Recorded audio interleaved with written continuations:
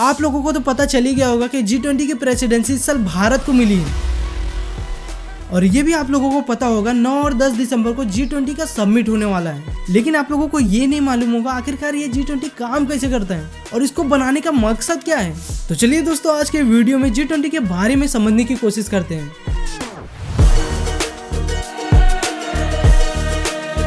G20 के president के तौर पर भारत पूरी दुनिया का आह्वान करता है कि हम मिलकर सबसे पहले इस ग्लोबल ट्रस्ट डेफिसिट को एक विश्वास, एक भरोसे में बदलें।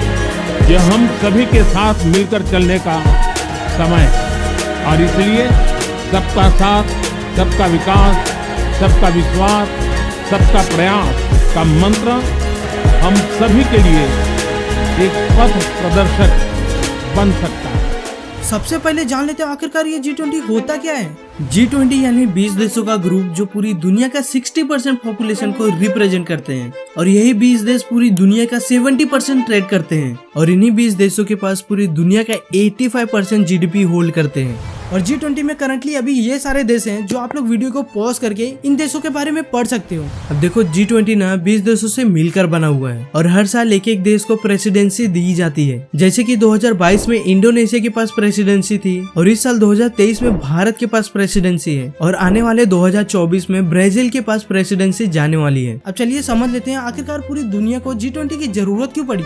G20 से पहले इन देशों का एक और ग्रुप हुआ करता था जिसे G7 कहा जाता था और इनकी पहली मीटिंग साल 1975 में हुई थी और इस ग्रुप में बेसिकली डेवलप देश ही हुआ करते थे जैसे कि Canada, France, Germany, Italy, Japan, United kingdom और अमेरिका। इन देशों के पास पैसों की कमी बिल्कुल नहीं है, लेकिन जब G7 का मीटिंग होता था तो ये लोग सिर्फ अपने ही इंटरेस्ट के बारे में बात करते थे और अपनी इकोनॉमी को कैसे बेहतर बनाए इसके बारे में बात करते थे। लेकिन तभी 1997 में एक बहुत ही बड़ा क्राइसिस आता है। The currency crisis in Thailand is slowly turning into a massive economic crisis and now threatens to spread to other countries. अब देखो होता ये है कि थाईलैंड ने अपने पैसे को डीवैल्यू करना चालू कर दिया, मतलब अपने पैसों की कीमत को कमजोर करना चालू कर दिया।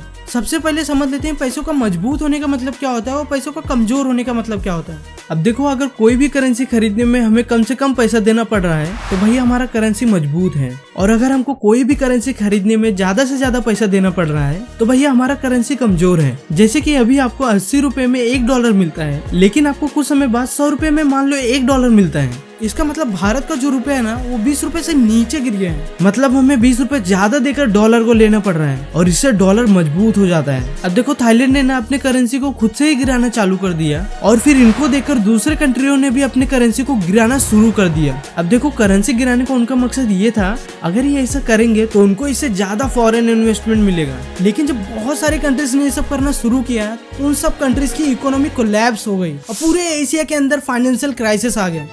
Riots break out, more than 1,000 people die, and poverty returns to the country in full force. It will take a decade for Indonesia to recover. और फिर 1999 में G7 की मीटिंग बुलाई गई और इसके अंदर डेवलपिंग देश को भी शामिल किया गया और यहाँ से G20 की फॉर्मेशन होती है।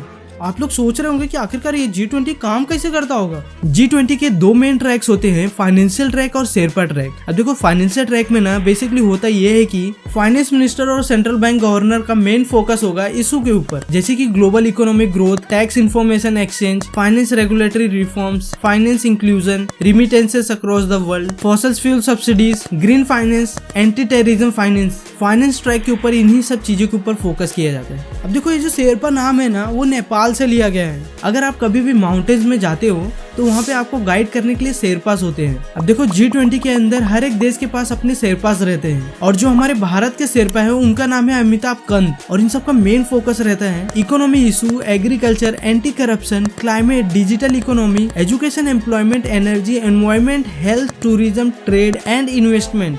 और इस साल आपको पता है भारत के G20 प्रेसिडेंसी में थीम क्या रखा गया है? वसुधैव कुटुंबकम, one earth, one family, one future. और ये जो वसुधैव कुटुंबकम है ना वो हमारे एशियन संस्कृत के महान उपनिषद से लिया गया है। अब देखो भारत इस साल G20 का प्रेसिडेंट है और प्रेसिडेंट होने के नाते हमारे पास कुछ पावर्स हैं, जैसे कि भारत उन कंट्रीज को इनवाइट कर सकता है जो G20 का हिस्सा नहीं है, और भारत ने इन कंट्रीज को इनवाइट किया है। Bangladesh, Netherland, Singapore, Spain, UAE, Oman, Egypt, Mauritius और नाइजीरिया। इसे एक फैसले से हमें दूसरे देशों के साथ अच्छे रिलेशन बनाने में मदद होती है।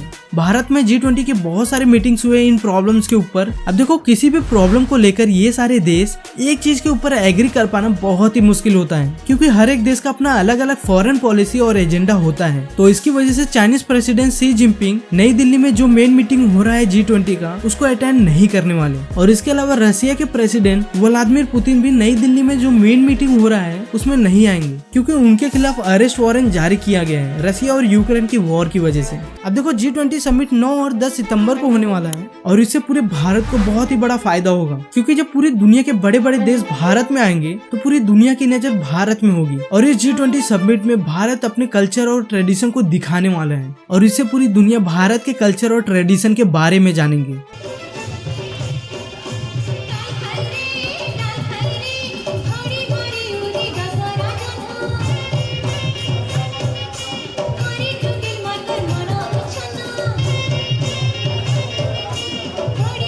अब मुझे लगता है कि आप लोगों को G20 के बारे में समझ में आ गया होगा। तो चलिए दोस्तों, अगर आप लोगों की लाइफ में इस वीडियो से कुछ इन्फॉर्मेशन मिला होगा तो मेरे चैनल को सब्सक्राइब करें। अगर आप लोगों को मेरा ये वीडियो पसंद आया है तो आप लोगों को मेरा दूसरा वीडियो जरूर पसंद आएगा। तो चलिए दोस्तों, मिलते हैं आपको नए इन्फॉर्मेटिव वीडियो में। तब तक के लिए जय हिंद, जय भारत।